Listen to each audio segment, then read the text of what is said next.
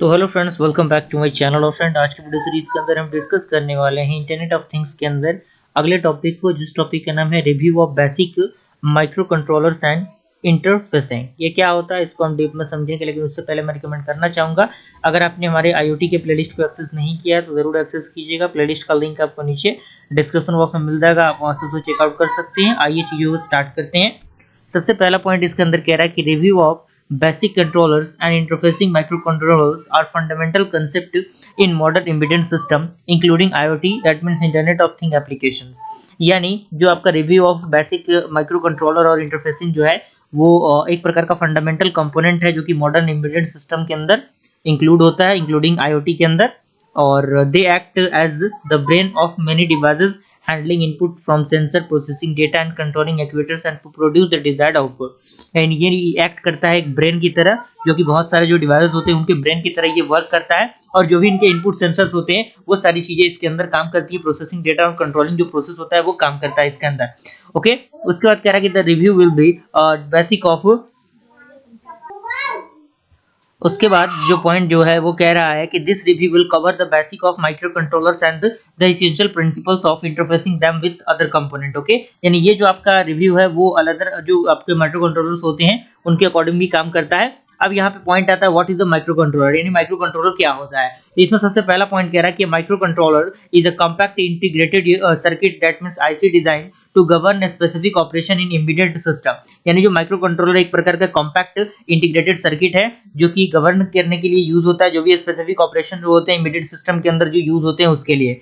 अगला पॉइंट कह रहा है कि it contains a CPU that means central processing unit and memory, both the RAM and the ROM and input output ports and the peripheral interface all the integrated into a single chip। यानी ये content करता है CPU को, memory को और input output ports को एक peripheral interface के लिए जो भी इंटीग्रेटेड सिंगल चिप होते हैं उनके अकॉर्डिंग ये ऑपरेट होता है। अगला पॉइंट कह रहा है कि micro controllers are typically used in application that require simple control of devices. यानी जो माइक्रो कंट्रोलर्स होते हैं वो टाइपिकली यूज किए जाते हैं एप्लीकेशन में जो रिक्वायर्ड होता है सिंपल कंट्रोल ऑफ डिवाइसेस के लिए। ओके, अगला पॉइंट कह रहा है कि they differ from the micro processors in that they include the onboard memory and peripherals and making them more suitable for a specific control application without the need for additional external component। okay, अब यहाँ पे आता है की component of the micro controller, यानी micro controller के कौन कौन से की कंपोनेंट्स होते हैं। सारी चीजों को आप स्टेप बाय स्टेप लिखते चलिएगा ताकि आपका जो नोट्स है वो बनता रहेगा, तो आपके लिए फायदेमंद रहेगा। तो सबसे पहला जो आपका की कंपोनेंट आता है वो आता है आपका central processing unit like CPU। Okay, तो इसमें कह रहा है कि the CPU is responsible for executing the instruction and performing the computation. यानी जो CPU होता है वो रिस्पांसिबल होता है एग्जीक्यूट करने के लिए इंस्ट्रक्शन को और जो भी आपके कंप्यूटेशन ऑपरेशन परफॉर्म होते हैं उसके लिए। ओके, अगला पॉइंट कह रहा है कि it contains the ALU that means arithmetic logic unit and the control unit. Okay, second आपका आता है मेमोरी में आपका RAM आता है, रोम आता है और EEPROM आता है। ओके, और जिसे हम लोग इलेक्ट्रिकली इरेजेबल प्रोग्रामेबल रोम कहते हैं और इसके अंदर जो भी फंडामेंटल्स है पॉइंट के अकॉर्डिंग दिए गए हैं। थर्ड आपका आता है इनपुट आउटपुट पोर्ट्स, तो these are used to interface with the external devices such as sensor, switches और डिस्प्ले। ओके, यानी ये इंटरफेस का काम करता है। थर्ड आपका आता है टाइम, फोर्थ आता है टाइमर एंड काउंटर्स। इसके अंदर कह रहा है कि micro controllers typically have timer and counter for time related task. यानी जो माइक्रो कंट्रोलर्स होते हैं उनके पास टाइमर और काउंटर्स होते हैं जो कि टाइम रिलेटेड टास्क के लिए यूज किए जाते हैं, जैसे मेजरिंग इंटरवल और generating the delayed. Okay, fifth आपका आता है एनालॉग टू डिजिटल कन्वर्टर, जिसे हम लोग ADC कहते हैं। तो इसके अंदर कह रहा है कि many micro controllers come with an ADC to convert the analog signals like sensor output into the digital forms for the processing. और सिक्स आपका आता है कम्युनिकेशन इंटरफेसेस। ओके, इसके अंदर पॉइंट जो है वो मेंशन किए गए हैं।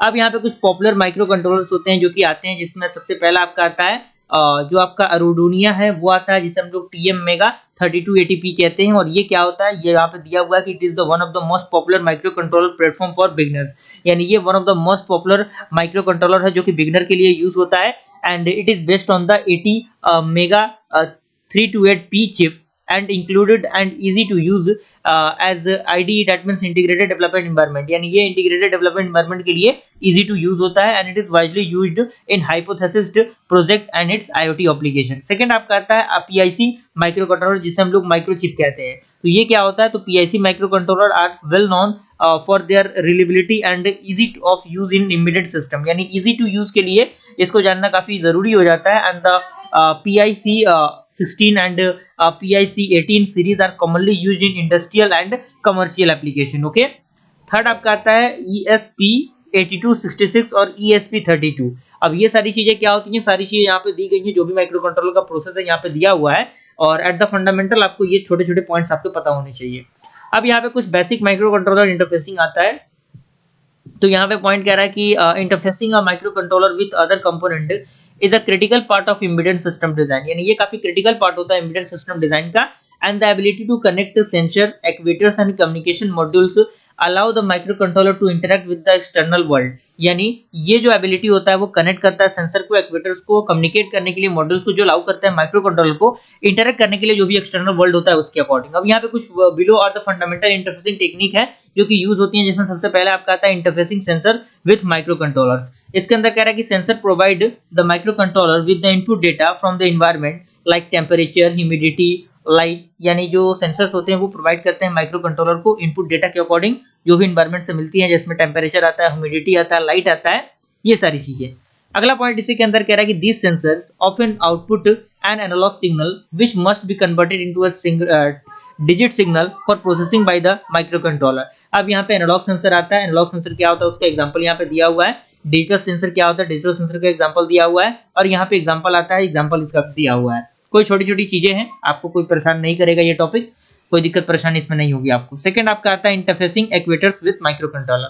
अब ये चीजें क्या होती हैं, इसके अंदर पूरा फंडामेंटल दिया गया, छोटे छोटे पॉइंट्स दिए गए हैं, और चूंकि आप लोग उस लेवल पे आ चुके हैं, आप खुद से भी चीजों को पढ़कर समझ सकते हैं। तो एट द लास्ट पॉइंट मेरा मेन फंडामेंटल ये है कि प्रॉपर नोट्स को प्रोवाइड कर देना, ताकि आपके एग्जामिनेशन के लिए आपको कोई दिक्कत परेशानी ना हो। थर्ड आपका आता है कम्युनिकेशन इंटरफेसेस। तो कम्युनिकेशन इंटरफेसेस क्या होते हैं, पूरा प्रोसेस दिया गया है, इसके एग्जांपल्स दिए गए, मॉड्यूल्स दिए गए हैं, जिसमें आपका UART आता है, I2C आता है, SPI आता है, CAN आता है। ओके।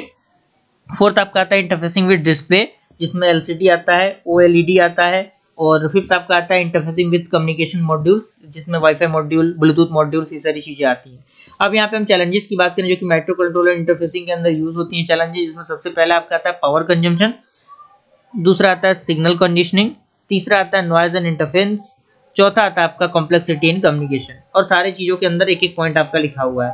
और एट द लास्ट पॉइंट ये कंक्लूजन है। इसी के साथ हमारा जो यूनिट नंबर 1 है IoT का वो कंप्लीट होता है। आई होप यूनिट नंबर 1 तक आपका पूरा प्रोसेस कंप्लीट हो गया होगा। आप अगर यहाँ तक पहुंचे हैं तो वीडियो को जरूर लाइक कर दीजिएगा, अपने फ्रेंड्स सर्कल में वीडियो को शेयर करिएगा। जल्दी हम लोग सेकंड यूनिट के साथ कंटिन्यू करेंगे। मिलते हैं अगले वीडियो में, तब तक के लिए थैंक यू।